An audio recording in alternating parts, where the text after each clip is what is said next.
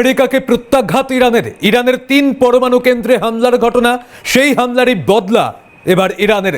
কাতারে মার্কিন সেনা ঘাঁটিতে হামলা ইরানের। কাতারের রাজধানী দোহাতে বিস্ফোরণের আওয়াজ। কাতারের ৬টি ক্ষেপণাস্ত্র ছোড়ে ইরান। এখনো পর্যন্ত যে খবর পাওয়া যাচ্ছে, ইরাকের আল আসাদ ঘাঁটিতেও ইরানের আঘাত। ট্রাম্পের হুঙ্কার দমেনি ইরান। পাল্টা হুঁশিয়ারির পর এবার ইরানের প্রত্যাঘাত। মধ্যপ্রাচ্যের ৪টি দেশে ইরানের হামলা। কাতার, বাহরিন, কুয়েত ও ইরাকে মার্কিন ঘাঁটিতে হামলা চালিয়েছে ইরান। পরিস্থিতি ঘিরে চরম উত্তেজনা। আমেরিকার মিডনাইট হ্যামারের পাল্টা প্রত্যাঘাত ইরানের পাল্টা অপারেশন বসরত আল ফত। একে একে ক্ষেপণাস্ত্র হামলা চালানো হয়।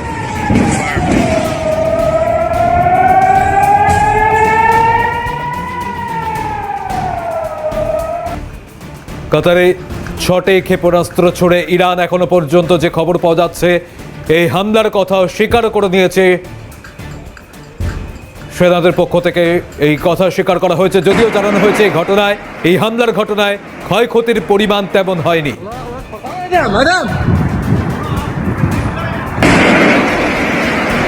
আমরা এই ঘটনা প্রসঙ্গে কথা বলেছিলাম জাতীয় নিরাপত্তা বিশেষজ্ঞ আর্য ঘোষের সঙ্গে। তিনি কি বলেছেন শোনাবো।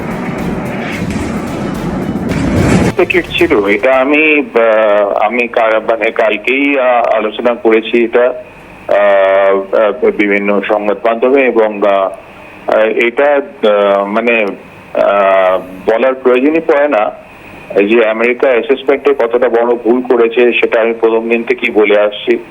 যেখানে ওই হুদি এলিমেন্টসরা আছে, হুদি টেররিস্ট এলিমেন্টসরা আছে, যাদের হাতে ইরানের নিউক্লিয়ার বোম তুলে দেওয়ার মতন খবর আগে পাওয়া গেছে।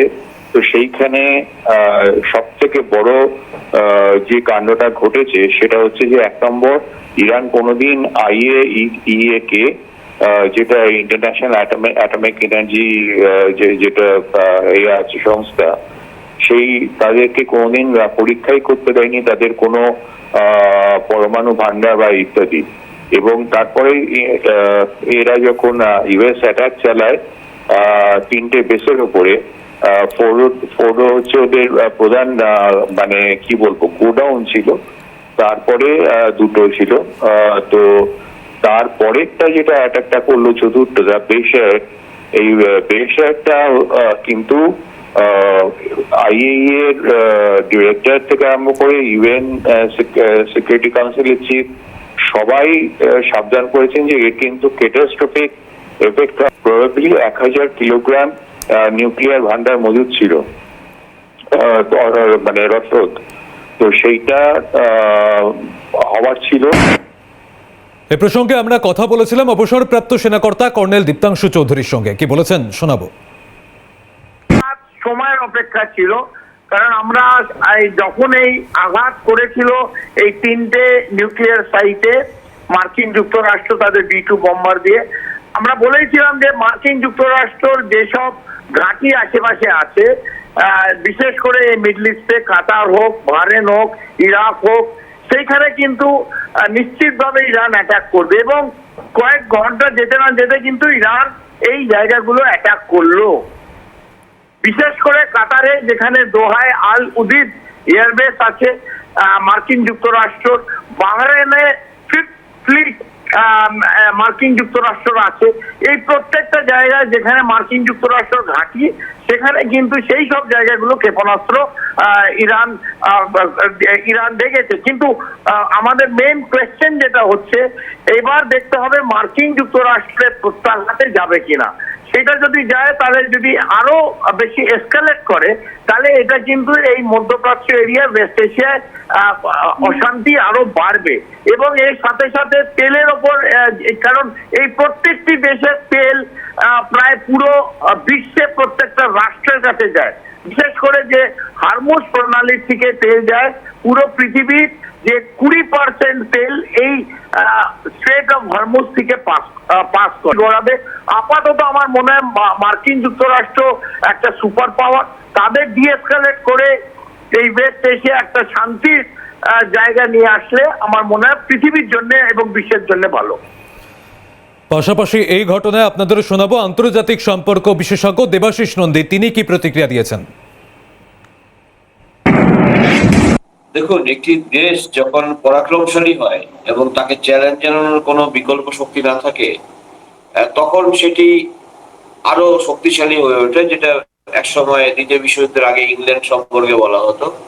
এখন ঠান্ডা যুদ্ধের সময়ের পর, অর্থাৎ সোভিয়েত ইউনিয়নের ভেঙে যাওয়ার পরে, আমেরিকা একটা ইউনিপোলার ওয়ার্ল্ডের লিডার হিসেবে নিজেকে প্রতিষ্ঠিত করেছে এবং করার কোনো কারণ ছিল হচ্ছে ফার্স্ট গালফ ওয়ার যদি আমরা দেখি, যখন কুয়েতকে আক্রমণ করেছিল ইরাক এবং আমেরিকা কুয়েতের পক্ষ নিয়ে ইরাকের বিরুদ্ধে আক্রমণ করেছিল, তারপর থেকে এটা প্রমাণিত হয়েছিল আমেরিকা কত শক্তিশালী দেশ। এবং আমেরিকা বারবার ভেবেছিল একটা পদ্ধতিতে যে মধ্যপ্রাচ্যের বিভিন্ন দেশের বিবাদ লাগাবো এবং বিভিন্ন দেশে যে গণতন্ত্র নেই, কোনো দেশে হিউম্যান রাইটস ভায়োলেশন হচ্ছে এবং কোনো দেশ জঙ্গিদের মদত দিচ্ছে, এই কারণ দেখি সেই দেশগুলোর অভ্যন্তরীণ ব্যাপারে ঢুকবো এবং বিশ্ব জনমত গড়ে তুলে সেই দেশগুলোকে আক্রমণ করে নিঃস্ব করে দেবো। এই কাজটা করছেন, এতে আমেরিকার যে ভাবমূর্তি খুব একটা উজ্জ্বল হচ্ছে তা নয়। যদিও যদি আমরা রাজনৈতিক ইতিহাস দেখি, দ্বিতীয় বিশ্বযুদ্ধের পরবর্তীকালে বিভিন্ন সময় আমেরিকা বিভিন্ন দেশকে অ্যাটাক করেছে, যুদ্ধের জন্য দায়ী হয়েছে আমেরিকা, বিভিন্ন বিবাদ সৃষ্টি করেছে, কিন্তু তিনি অন্য দেশকে হুমকি দিচ্ছেন, পুতিনকে হুমকি দিচ্ছেন, কখনো ভারত পাকিস্তান দুদেশকে হুমকি দিচ্ছেন এবং তিনি নিজেই একজন যুদ্ধবাজ মানুষ, যিনি আবার শান্তির জন্য নোবেল পাওয়ার ক্ষেত্রে তিনি নিজেকে দাবিদার মনে করেন এবং পাকিস্তানের সেনাপ্রধান তার হয়ে সওয়াল করেছেন, তাকে নোবেল প্রাইজ দেওয়া হবে।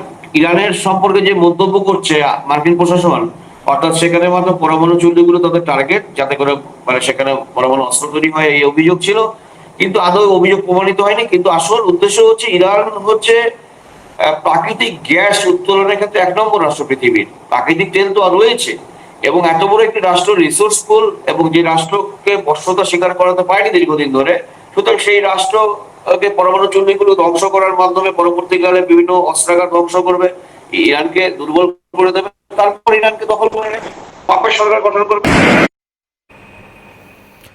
মধ্যপ্রাচ্যে মহরণ, ইরাক ইসরায়েলের মধ্যে সংঘাত, এই সংঘাতের মাঝে আমেরিকার প্রবেশ, ইরানের 3টি পারমাণবিক কেন্দ্র, সেখানে হামলা, ফোর্দো, নাতাঞ্জ, ইস্পাহানে ক্ষেপণাস্ত্র হামলা এবং তারপরেই পাল্টা প্রত্যাঘাত। এবার ইরানের 4টি সেনা ঘাঁটিতে ক্ষেপণাস্ত্র হামলা ইরানের।